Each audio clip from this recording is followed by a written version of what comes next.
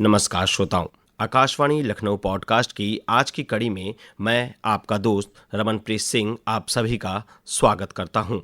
कला और अभिनय की दुनिया में कुछ नाम ऐसे होते हैं जो किसी परिचय के मोहताज नहीं होते, बल्कि उनका काम खुद उनकी पहचान बन जाता है। आज हमारे स्टूडियो में ऐसी ही महान शख्सियत मौजूद हैं जिन्होंने रंगमंच से लेकर सिनेमा और टेलीविजन की दुनिया तक अपने अभिनय का लोहा मनवाया है।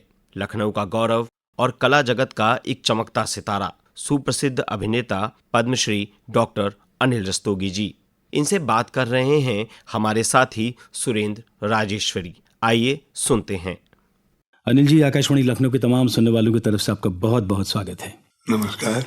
बड़ा सौभाग्य है आज का दिन, क्योंकि आर्ट, संस्कृति, विज्ञान सब कुछ अगर किसी एक व्यक्तित्व में समाते हैं तो वो नाम बनता है अनिल रस्तोगी।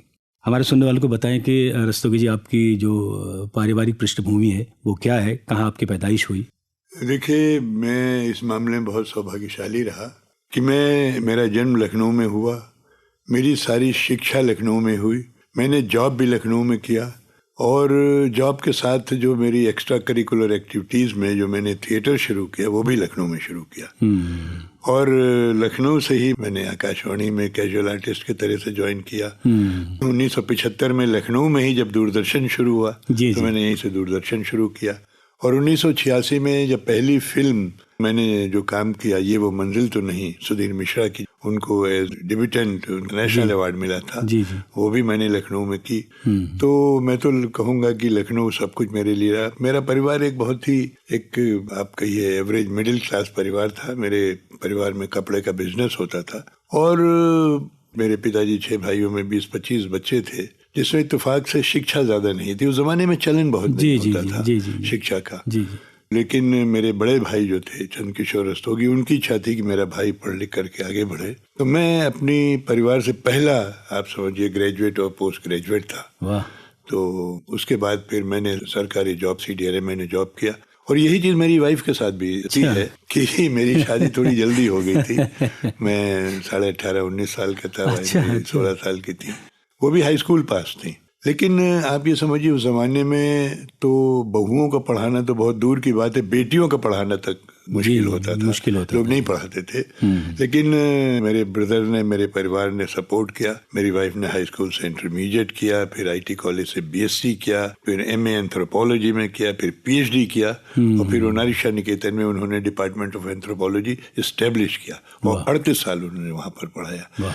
तो इस तरीके से मेरा पढ़ाई लिखाई शुरू हुई और एक्टिंग का मुझे शौक हुआ 1961-62 में। तो मैंने तब पहला नाटक किया था, मुझे याद है, उसका नाम था नूर जहां। वाह। और सुधांशु बोस जी उसके डायरेक्टर थे, स्वराज बोस उनके भाई मेकअप करते थे। हालांकि बेसिकली वो बंगाली टीचर थे, लेकिन उन्होंने मेकअप किया था। फिर उसमें जो तारीफ मिली, वाहवाही मिली, तो मुझे लगा कि एक तो ये स्वांतः सुखाय चीज होती है, आपको सेटिस्फेक्शन मिलता है जब आप कोई नया रोल करते हैं, और दूसरे एक पहचान मिलती है। तो ये शौक मेरा बढ़ता गया और ये शौक फिर मेरा एक तरीके से नशा हो गया। अनिल जी, आप तो विज्ञान के विद्यार्थी रहे और CDRA में उच्च पदों से आपने अवकाश प्राप्त किया। जी, मैंने 41 साल मैंने CDRA में जॉब किया। मैं वहाँ जूनियर रिसर्च फेलो होकर के गया था। और मैं डायरेक्टर ग्रेड साइंटिस्ट और बायोकेमिस्ट्री विभाग का अध्यक्ष होकर के रिटायर हुआ 2003 में। ये फिल्मी दुनिया, थिएटर, रेडियो, ये अचानक परिवर्तन हुआ या आपका पारिवारिक माहौल कुछ ऐसा था? नहीं, माहौल हमारे कोई नहीं था, लेकिन हमारे एरिया में उस समय एक मदन मोहन हिंदू एसोसिएशन हुआ करती थी, उससे नाटक होते थे। अच्छा। तो वो नाटक मैं अक्सर देखता था। और एक बाग मक्का में भी, क्योंकि उस समय रविंद्रालय वगैरह तो थे नहीं, या कोई रेगुलर थिएटर स्टेज। रविंद्रालय 62 में बना है, लेकिन वहाँ अप्रोच कर पाना हम लोग के लिए मुश्किल था, महंगा भी था।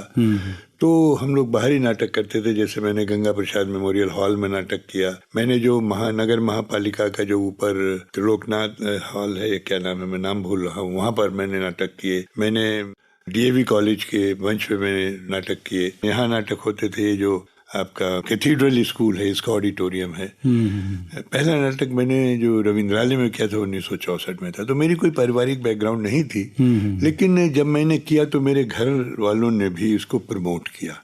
और यही नहीं, मैं आपको बताऊं, जब मैं CDRI गया, जैसे लोग मुझसे अक्सर पूछते थे आपने डबल कैरियर आपका जो है, पैरेलल कैरियर आपका कैसे चला, साइंस में भी और थिएटर में भी, तो उसकी वजह ये थी कि मुझे CDRI के लोगों ने मुझे सपोर्ट किया। जब उन्होंने देखा मैं नाटक करता हूँ तो मुझे लोग एक अलग ही नज़र से देखते थे कि भाई इस बच्चे में कुछ और भी टैलेंट है। लेकिन एक बात मैं ज़रूर कहना चाहूँगा, मैंने कभी साइंस के साथ मैंने उसे कोई कमी नहीं आने दी। जैसे बहुत से लोग जॉब करते हैं, जॉब के साथ जो उनका शौक होता है, तो शौक के साथ वो जॉब को अक्सर नेग्लेक्ट करते हैं, वो मेरे साथ नहीं रहा। मैंने साइंस भी उतनी ही शिद्दत के साथ, उतनी ही तन्मयता के साथ लग करके की जितना मैंने थिएटर किया। अनिल जी, आकाशवाणी, दूरदर्शन और फिल्मी दुनिया, सिने जगत तक आपने अपनी सेवाएं अभी भी आप दे रहे हैं। जब पहला ऑडिशन आपका आकाशवाणी में हुआ होगा उसका थोड़ा बताएं हमारे सुनने वालों को, कौन सा ईयर था? जरूर। देखिए, मैं तो सोच नहीं सकता था।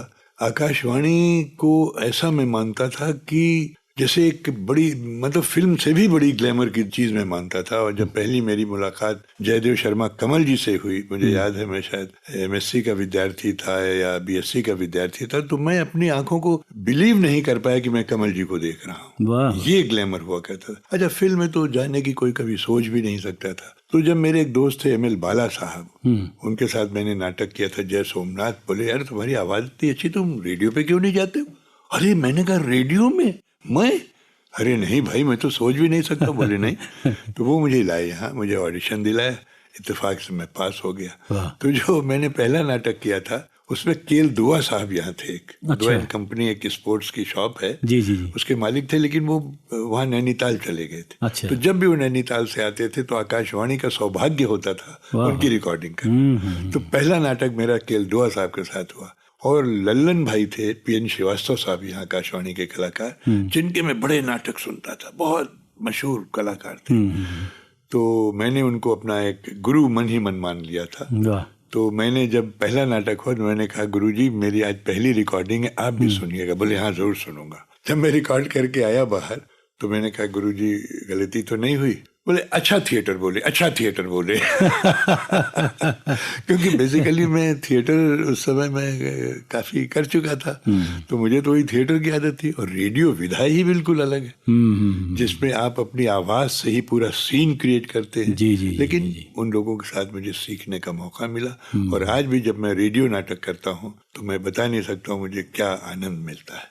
अच्छा, जब किसी नाटक में या सिनेमा में, फिल्मों में, रेडियो में जब आप अपना किरदार निभाते हैं, आपको जो एक रोल दिया जाता है कि आपको ये करना है, उसको अपने अंदर समाहित करना कितना कठिन काम, आप कैसे करते हैं? होता है कि जो कैरेक्टर आपको दिया जाता है, पहले आप पूरी स्क्रिप्ट पढ़ते हैं, तो जो आपका कैरेक्टर है विस अविस जिनके साथ आप और रोल कर रहे हैं, उनसे आपकी क्या रिलेशनशिप, जी, आपका जो किरदार है वो किस स्तर का किरदार है, उसका क्या फाइनेंशियल स्टेटस है, क्या उसका सोशल स्टेटस है, क्या उसका एकेडमिक स्टेटस है, ये सारी चीजें देखने के बाद फिर आप कोशिश करते हैं। और बेसिकली मैं अपने को डायरेक्टर से एक्टर मानता हूँ। मैं अपने ढंग से करता हूँ, फिर डायरेक्टर से मैं पूछता हूँ भाई आप बताइए मुझे कैसे करना है। और अगर कहीं पे मैं डायरेक्टर से एग्री नहीं करता हूँ तो मैं अपना व्यू पॉइंट भी रखता हूँ, बट फाइनली जो प्रिवेल करता है वो डायरेक्टर ही प्रिवेल करता है। क्योंकि मेरा मानना है कि डायरेक्टर का जो नजरिया होता है वो पूरे प्ले की टोटलिटी में होता है। जी। चाहे वो फिल्म हो, चाहे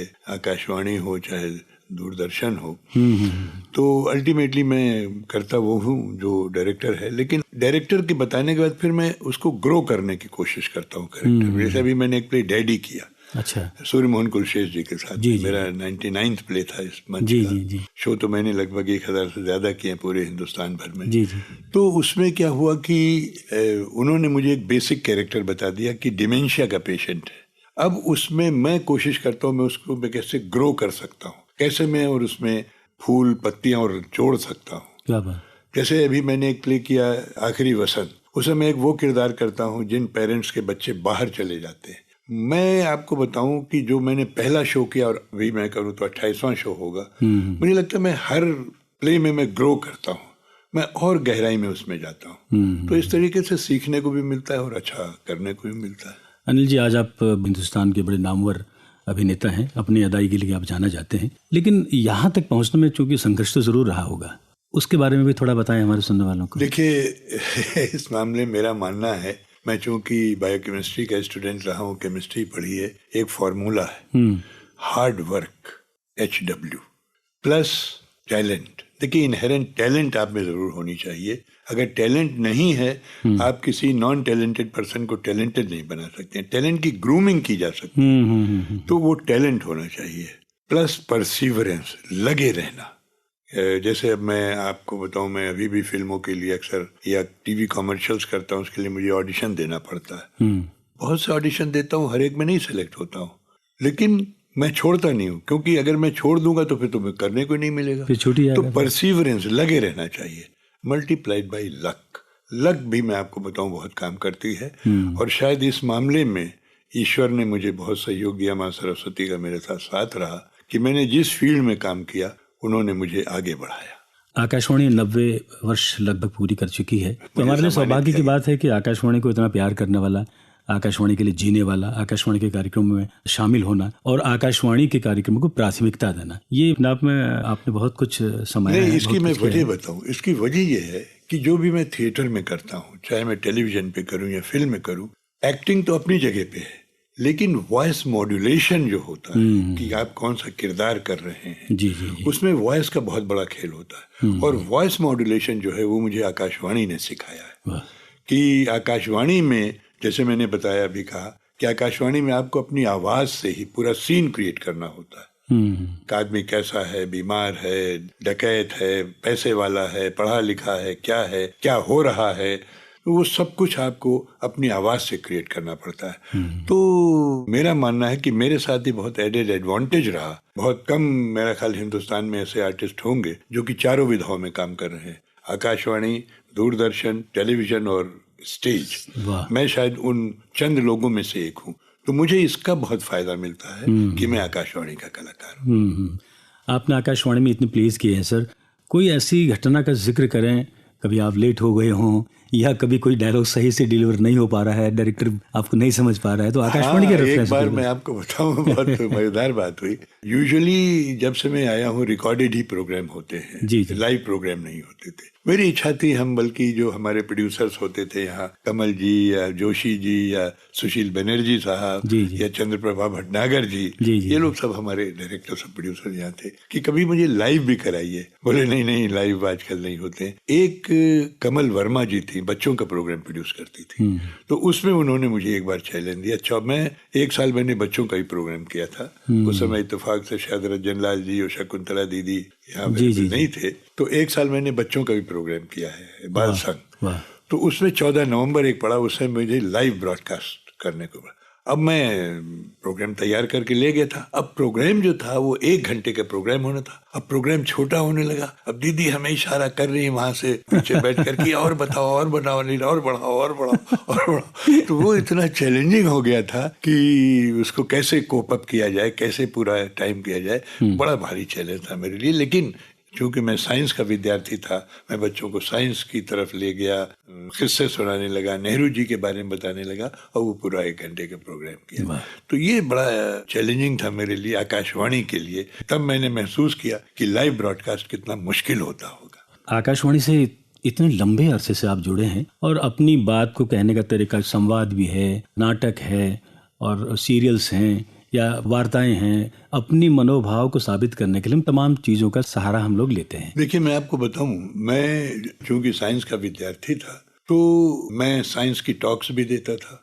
चूंकि मैंने उर्दू नाटक भी किए थे, तो यहाँ पर प्रोड्यूसर थे शफात अली साहब। शफात साहब मुझे उर्दू के प्रोग्राम से ही बुलाते थे। अब मेरी उर्दू तो इतनी अच्छी थी नहीं, तो मैं क्या करता था कि मैं अपना साइंस का टॉक लिख लेता था। और यहाँ बहुत सीनियर एक्ट्रेस थी, डॉक्टर आसफा जमानी, प्रोफेसर आसफा जमानी, जो कि यहाँ पर पर्शियन डिपार्टमेंट की हेड भी थी। तो मैं उनके यहाँ जाता था पहले, और उनसे उसका उर्दू का तर्जुमा लिखवाता था। क्या बात।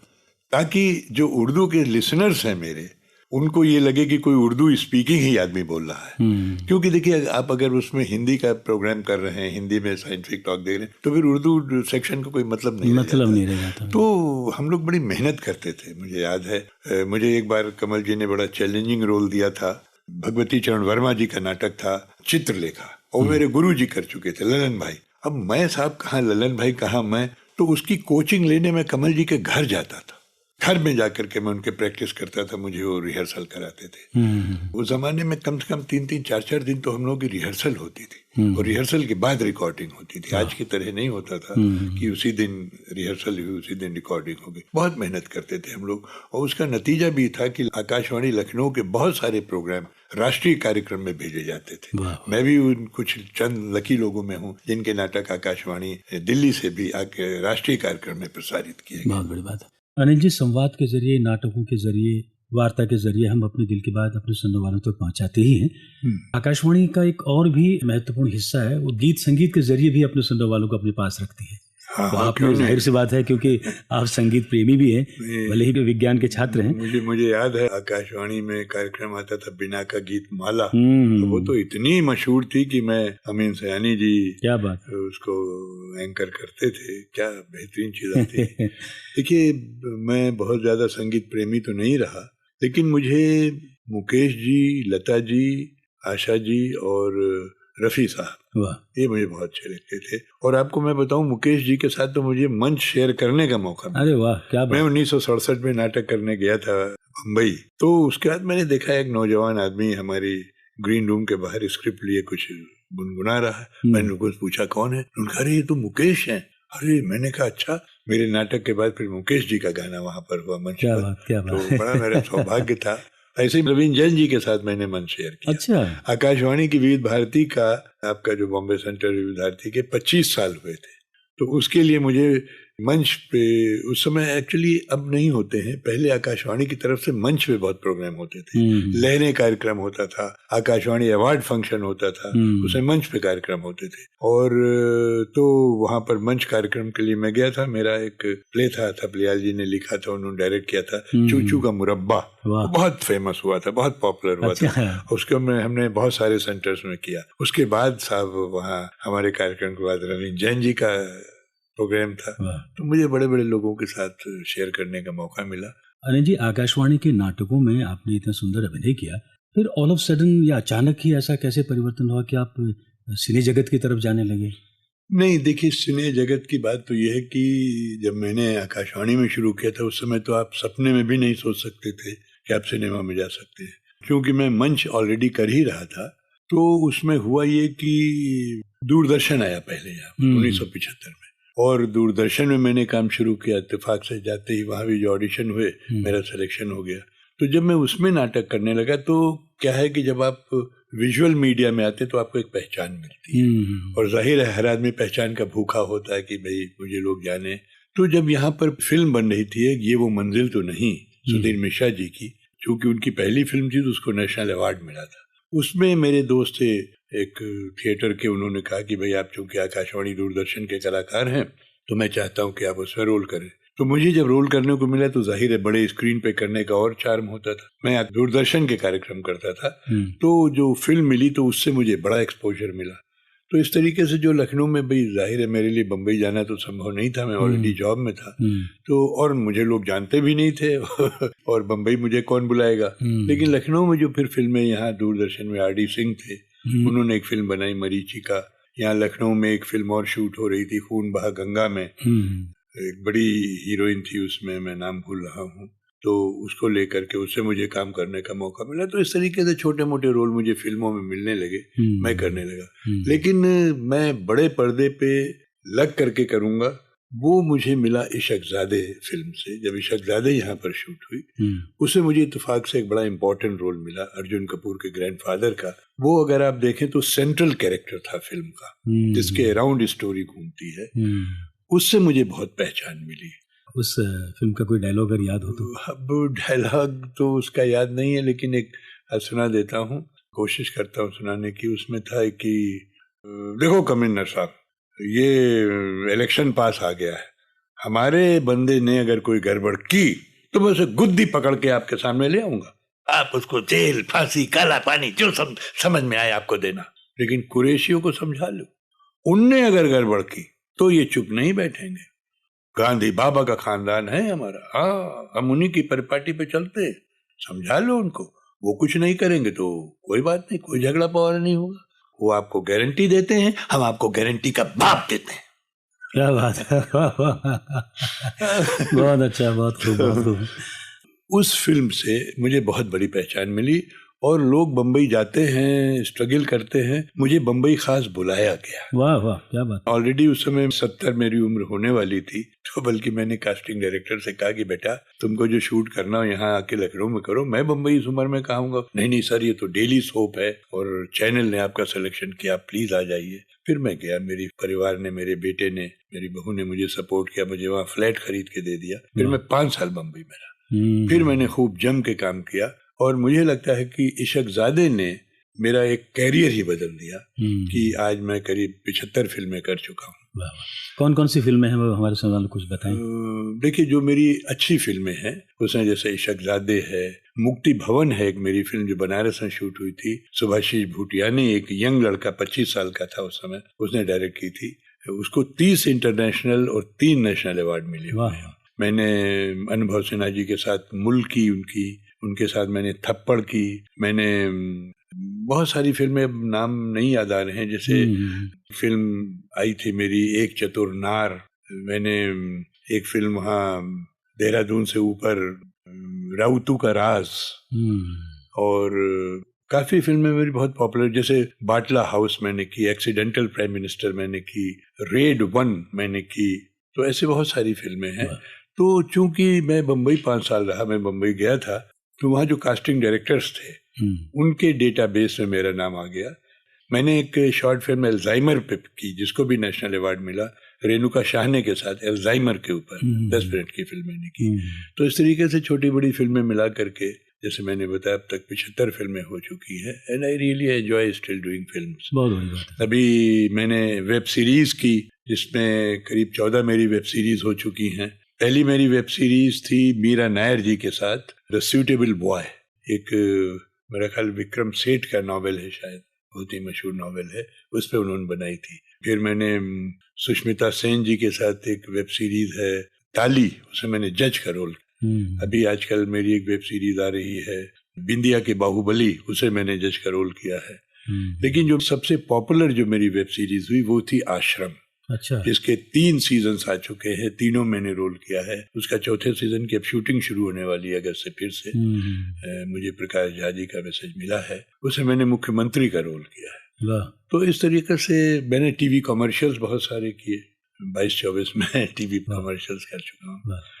तो ये है कि, लेकिन ब्रेकिंग पॉइंट जो मेरा आया उसमें 2 चीजें थी। एक पहला था मेरा सीरियल उड़ान, जो 1989 में कविता चौधरी ने बनाया था। वो जब टेलीकास्ट हुआ, उस समय सिर्फ DD1 हुआ करता था, राष्ट्रीय चैनल, तो वो पूरे हिंदुस्तान भर में देखा जाता था। और चूंकि उस समय मैंने एक बड़ा इंपॉर्टेंट रोल किया था, सीनियर सुपरिंटेंडेंट ऑफ पुलिस, और जो हीरोइन थी उसका बॉस भी था, उसका मेंटर भी था, उसने मुझे बहुत पॉपुलैरिटी दी वो पूरे हिंदुस्तान में। बल्कि आपको मैं बताऊं, मजा आता था, क्योंकि अक्सर मैं एज ए साइंटिस्ट मैं मीटिंग्स अटेंड करने जाता था, कहीं मेरा पेपर प्रेजेंटेशन होता था, कहीं मैं लेक्चर देने जाता था, कहीं एग्जामिनर होके जाता था, तो लोगों को यकीन नहीं होता था कि ये उड़ान के बशीर अहमद हैं, क्योंकि सीरियल बहुत पॉपुलर था।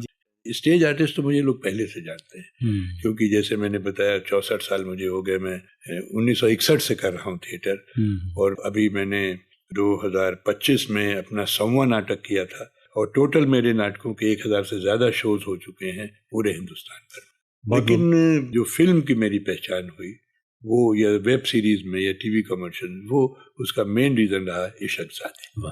बहुत बधाई हो आपको कि सिने जगत में आप बेहतरीन कमाल कर रहे हैं। हमारे सुनने वालों को बताएं कि एक जो श्रोता वर्ग होता है वो फिल्म देखने जाता है, हॉल में जाता है, आपकी फिल्म देखता है, तो कहीं ना कुछ न कुछ मैसेज वो अपने दिल में लेके जाता है। मैं जानना चाहता हूँ कि फिल्मों का समाज पर कितना प्रभाव पड़ता है। देखिए, फिल्मों का समाज पे बहुत बड़ा प्रभाव पड़ता है, और क्योंकि क्या है कि हम ये मानते हैं कि विजुअल मीडिया जो है बहुत पावरफुल होता है। एक चीनी कहावत है कि जब आप कोई बात सुनते हैं तो वो सुन करके कान से निकल जाती है, जब आप उसको देखते हैं और उसके बारे में बात करते हैं तो वो आपके दिमाग में रजिस्टर होती है। तो फिल्म चूंकि एक विजुअल मीडिया है, जो आप देखते हैं उसका असर पड़ता है।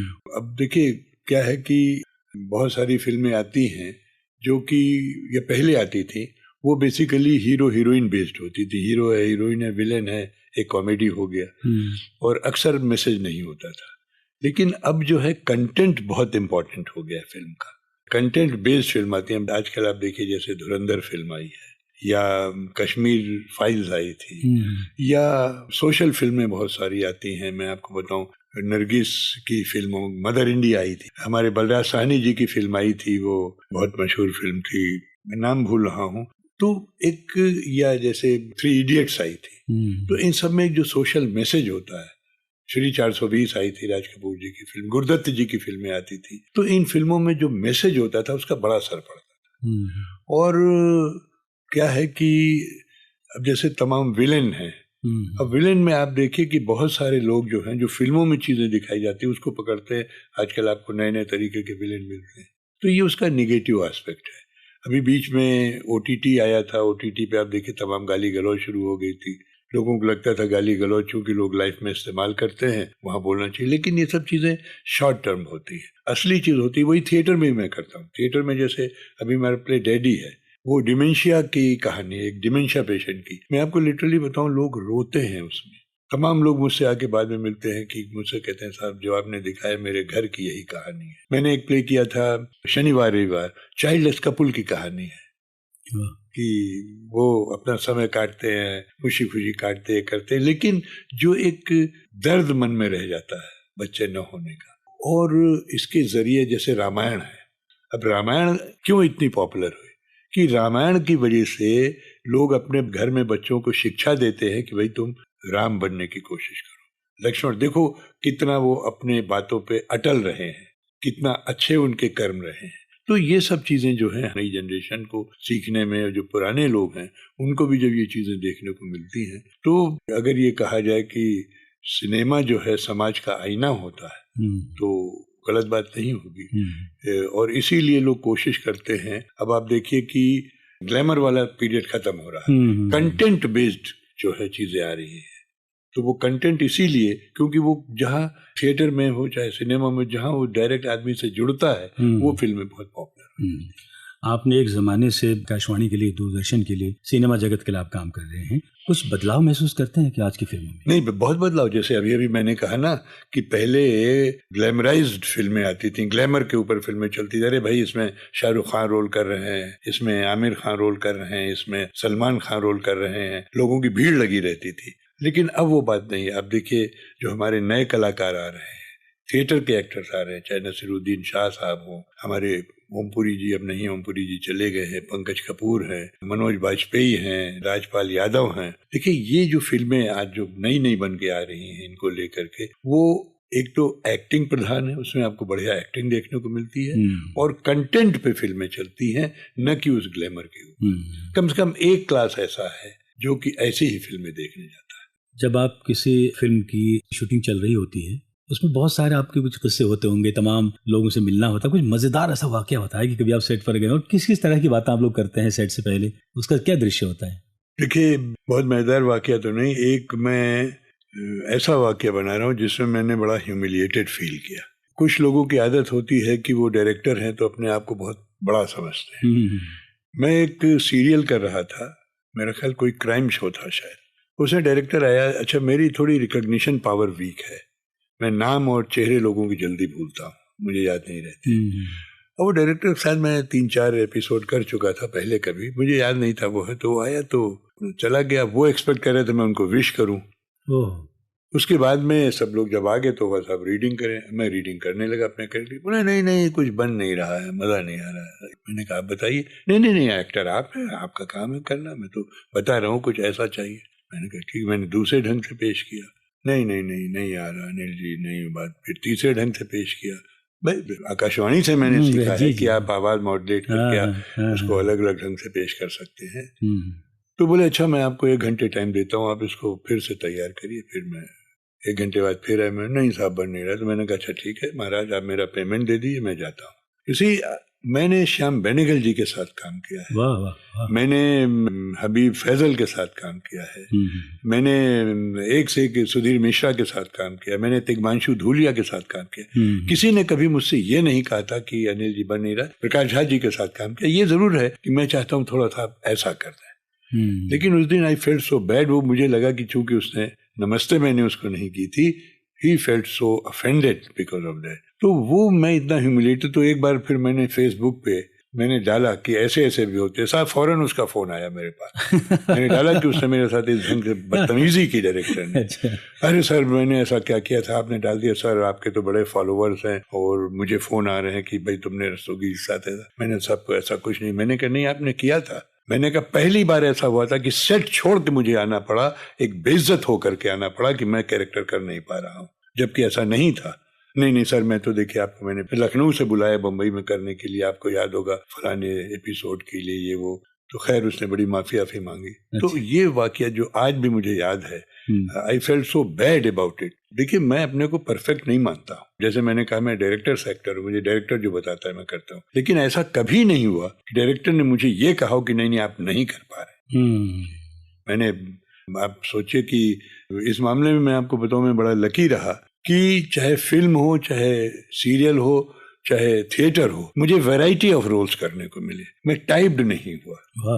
अब जैसे ये नहीं हुआ कि मैंने उड़ान में रोल मेरा बहुत पॉपुलर हुआ है, सीनियर सुपरिटेंडेंट ऑफ पुलिस, तो मुझे पुलिस के ही रोल मिलते हैं, ऐसा नहीं हुआ। मैंने नेता की भी रोल किए, मैंने विलेन भी किया, मैंने हीरो भी किया, मैंने कॉमेडी भी की, हर तरीके के रोल मैंने किए। तो जाहिर है कि जब आप हर तरीके के रोल करते हैं तो ऐसा बड़ा मुश्किल ही है। ये ठीक है कि I may not come to the mark और डायरेक्टर को मुझे बताना पड़े, लेकिन ये ऐसा कभी नहीं हुआ कि मुझसे कोई कहे कि नहीं आपसे ये रोल हो नहीं पा रहा। मैंने थिएटर के मैंने बड़े चैलेंजिंग रोल्स किए हैं। जैसे मैंने बताया यहूदी की लड़की में यहूदी का रोल कर रहा था। आपको मैं बताऊं ये रोल पहले अनुपम खेर साहब कर रहे थे हमारे यहाँ। अच्छा। खेर साहब लखनऊ में थे, थपलियाल जी डायरेक्ट कर रहे थे। थपलियाल जी ने कहा मुझे अनुपम खेर दे दो, मैं प्ले कर दूं। मैं इत्तेफाक से आपके ड्रामा सेक्शन में खेर साहब बैठे हुए थे। मैंने खेर साहब से कहा खेर साहब हम ये प्ले कर रहे हैं, आपको करना है। बोले जहे नसीब कि भाई दर्पण कर रहा है, थपलियाल जी डायरेक्ट कर रहे हैं, मेरे लिए तो सौभाग्य की बात। देखिए खेर साहब कह रहे हैं। वाह। तो खेर साहब कर रहे थे, बीच में खेर साहब को छोड़ के जाना पड़ा। तो थपलियाल ने कहा नहीं लब तुम करो रोल। अब आप सोचिए कितना चैलेंजिंग है, कहीं अनुपम खेर और कहीं अनिल रस्तोगी। खेर साहब उस जमाने से ही बहुत टॉप के आर्टिस्ट थे। खैर मैंने किया तो थपलियाल जी ने मुझे उसकी एक एक लाइन सिखाई और मैं आपको बताऊं अभी तक मैं उसको अपनी जिंदगी का बेस्ट प्ले मानता था। वाह। उसी तरीके से मुझे सखाराम बाइंडर करने के लिए कहा गया। मेरे गुरुजी थे राजेश्वर बच्चन जी, कहने नहीं तुम्हें सखाराम का रोल करना। अब सखाराम का रोल बड़ा चैलेंजिंग रोल है। उसका डायलॉग है, मैं 1975 की बात कर रहा हूँ जी। वाह। उसका डायलॉग है मुंह में गाली और बीड़ी हर वक्त रहती है। सोचिए कि ना अनिल बीड़ी पीने वाले ना अनिल गाली देने वाले कैसे रोल करेंगे। क्या बात है। तो मैंने उनसे भी कहा, मैंने कहा बच्चन जी मैं अलग से बैठ के आपके साथ 1-to-1 रिहर्सल करता हूँ। जब आपको लगे कि मैं ये रोल कर ले जाऊंगा और मुझे भी लगे कि मैं रोल के साथ जस्टिफिकेशन करूंगा तब इसको अनाउंस करेंगे। तो मैंने बड़े चैलेंजिंग रोल्स भी किए हैं। बहुत बड़ी बात। तो और उसका मुझे बड़ा संतोष, अभी जैसे जो मेरा 99 पे डैडी है, इसमें सूर्यमोहन ने मुझे एक एक लाइन इसकी बताई कि अनिल जी, क्योंकि मैंने कभी डिमेंशिया पेशेंट देखा नहीं, तो उन्होंने मुझे बताया कि हम लोगों ने फिल्म देखी, फिर उस ढंग से मैंने रोल को कंसीव किया और ईश्वर की कृपा से वो भी मेरा बहुत सक्सेसफुल नाटक है। वाह वाह। आज आप सफलता के शिखर में हैं अनिल जी। इस बात के लिए तमाम लोग जिम्मेदार होंगे, तमाम लोगों को सहयोग होगा। आपके परिवार ने इस सफलता में कितना सहयोग? परिवार ने तो मेरे पूरा सहयोग किया। देखिए मेरे माता पिताजी पढ़े लिखे नहीं थे, लेकिन जैसे मैंने बताया कि मेरी पढ़ाई भी जो हुई मेरे बड़े भाई साहब ने प्रमोट किया। उन्होंने मुझे थिएटर के लिए भी प्रमोट किया। मुझे याद है मेरा कपड़े का बिजनेस था, मैंने बताया अक्सर हमारे यहाँ 50-50, 100 लोग आ जाते थे कस्टमर, और मैं भी लग जाता था बिजनेस में। लेकिन जैसे मेरी रिहर्सल का टाइम होता था भाई साहब मुझसे कहते थे अनिल तुम्हारी रिहर्सल का टाइम है तुम जाओ, ऐसे प्रमोट किया। और इधर जो मुझे सबसे बड़ा प्रमोशन मिला, मेरे बेटे बहू ने तो जैसे मुझे बम्बई में फ्लैट खरीद के दिया। अदरवाइज मैं बम्बई में मेरे लिए मैं लिम्प करता था जब मैं बम्बई गया था, तो मेरे लिए रहना बड़ा मुश्किल था। अब देखिए अभी मैंने एक 100वां प्ले जो मेरा था, that was almost my biography, और उसमें एक कैरेक्टर अमरीश बॉबी भी थे, लेकिन 99% 98% मेरे डायलॉग्स थे, सोलो परफॉर्मेंस ऑलमोस्ट थी। तो ये डायलॉग अभी इस उम्र में आप सोचिए 83-82 साल की उम्र में याद कर पाना बड़ा मुश्किल है। वो मेरी पत्नी मुझे याद कराती। जैसे मैंने बताया वो टीचर रही हैं, तो एज ए टीचर आप सोचिए कि मेरे जो को एक्टर्स हैं उसके डायलॉग वो बोलती हैं, फिर मेरे डायलॉग बोलती हैं मुझे। अगर वो ना हो तो मैं थिएटर तो कम से कम नहीं कर सकता, क्योंकि क्योंकि फिल्म वगैरह में तो याद करने की जरूरत पड़ती नहीं, आपको स्क्रिप्ट मिले। हालांकि कभी जब लंबे रोल होते हैं वहाँ भी याद करना पड़ता है, लेकिन मेरी पत्नी बहुत सहयोग करती हैं, उनके सहयोग के बिना मैं शायद आज काम न कर। अनिल जी, अगर आप अभिनेता ना होते, CIDRI में तो आप डायरेक्टर रह ही रहे, वहाँ बड़ी अच्छी सेवाएं दी हैं आपने, अगर फिल्मों में ना होते तो फिर और क्या होता? देखिए, मैं साइंटिस्ट तो था ही, फिर बस साइंटिस्ट बन करके ही रह जाता। और मुझे लग रहा है कि मेरा जो पोस्ट रिटायरमेंट पीरियड है वो शायद इतना अच्छा ना गुजरता जो एज एन एक्टर मेरा गुजर रहा है। लेकिन एक चीज मैं और करता हूँ, शायद वो मैं तब पहले शुरू कर देता, वो है फिलैंथ्रोपी। मेरे बड़े ब्रदर जिनका मैं भी नाम ले रहा था, उन्होंने करीब 27 साल पहले एक संस्था बनाई थी, हरिओम सेवा केंद्र, जिससे जो गरीब पेशेंट या जो डेस्टिट्यूट्स होते हैं, जिनका कोई करने वाला नहीं होता है, वो जो पेशेंट जो मेडिकल कॉलेज में भर्ती होते हैं, उनकी हम लोग सेवा करते हैं। कैसे करते हैं? उनको फ्री मेडिसिन देते हैं, इंजेक्शन देते हैं, ब्लड की जरूरत होती है ब्लड देते हैं। अगर लोग पेशेंट्स बाहर से आए हैं, उनको ठहरने के लिए हमारे पास रैन बसेरा हमें मेडिकल कॉलेज ने दिया हुआ है, उनको हम ठहराते हैं, उनको बेड प्रोवाइड करना, तकिया, गद्दा, चादर, गर्मियों में ठंडा पानी, जाड़ों में गर्म पानी, और हफ्ते में 6 दिन हम उनको लंच प्रोवाइड करते हैं। इसके अलावा हमारी एक एम्बुलेंस है जो कि मरीजों को ट्रॉमा सेंटर से और OPD से वार्ड्स में लेकर के जाती है। उसका खर्चा सारा हमारी संस्था करती है। अगर मैं थिएटर नहीं करता होता तो उसमें मैं और ज्यादा समय दे करके करता है। मेरे बड़े ब्रदर ने जो संस्था एक बनाई थी, मैं उसका अध्यक्ष हूँ। मैं अभी भी उसमें समय देता हूँ जब मैं नाटकों से फ्री होता हूँ, लेकिन तब शायद मैं उसको ज्यादा समय दे सकता हूँ। आपकी बहुत खूबसूरत जसामत है, बहुत स्मार्ट हैं आप, अभी भी सिने जगत में काम कर रहे हैं। अपने आप को स्वस्थ रखने के लिए क्या करते हैं? नहीं, ऐसा तो कुछ नहीं है। देखिए, मुझे कोई बुरी लत नहीं रही, और बाकी तो ये सब ईश्वर की देन होती है। न मैं शराब पीता हूँ, न सिगरेट पीता हूँ, न चाय पीता हूँ, पान खाता हूँ, न मसाला खाता हूँ, तंबाकू का सेवन बिल्कुल नहीं करता हूँ। तो शायद एक वजह ये भी हो सकती है, क्योंकि जब आप स्मोकिंग वगैरह करते हैं या जब आप हार्ड ड्रिंक्स लेते हैं तो वो भी आपको इफेक्ट करती है। और लोगों में बड़ा कहा जाता है कि भाई कलाकारों में शराब न पिए, सिगरेट न पिए तो हो ही नहीं सकता। तो ऐसा नहीं है। मेरे जो गुरुओं ने सिखाया, मेरे राजेश्वर बच्चन जी जो मेरे पहले गुरु थे, उनको मैं जानता था, उन्होंने मुझसे कहा कि इन चीज़ों से हमेशा दूर रहना। और उन्होंने मुझे ये भी बताया कि कोई रोल छोटा बड़ा नहीं होता है। मैं आपको बताऊं, चंद्रा साहब के साथ जब मैं रोल करने के लिए गया, नाटक था जय सोमनाथ, मुझसे बोले देखो बड़े बड़े कलाकार हैं वहां, तुम्हें बल्लमधारी का रोल मिले वो भी कर लेना, तुम्हें सीखने को मिलेगा। ये 1966-67 की बात कर रहा हूँ। मुझे साहब वाकई बल्लमधारी का रोल मिला, लेकिन मेरी सिंसियरिटी ने पे किया। हुआ ये कि जो गजनी के सिपह सालार का रोल कर रहे थे उन साहब ने छोड़ दिया, तो मेरा प्रमोशन उसमें हो गया, जिनका मैं चौबदार का रोल कर रहा था। उसके बाद जो गंग सर्वज्ञ उसके मठाधीश थे, उनके यहाँ कोई इमरजेंसी होगी, उन्होंने छोड़ दिया। तो जो शिवराशि जो उसका मेन विलेन है, उनका प्रमोशन उनमें हो गया, मेरा प्रमोशन शिवराशि में हो गया। अब शिवराशि जो है, मेरा ख्याल है जय सोमनाथ का सबसे स्ट्रांग कैरेक्टर, जो विक्षिप्त होकर के मंदिर के दरवाजे खोल देता है। वो चौला जो नर्तकी उसके प्रेम में पागल था। तो मेरा मानना है कि रोल को भी कभी किसी को छोटा बड़ा नहीं मानना चाहिए, जो कि मैं नहीं मानता। मैंने बड़े छोटे छोटे रोल भी किए फिल्मों में, लेकिन ये जरूर मानना है कि वो रोल इस्टेब्लिश होना चाहिए। आपके जीवन का मूल मंत्र क्या है? मूल मंत्र मेरा ये है कि जो भी काम करो सिंसियरिटी से करो, डेडिकेशन से करो, लग करके करो और ईमानदार रहो अपने काम की तरफ से।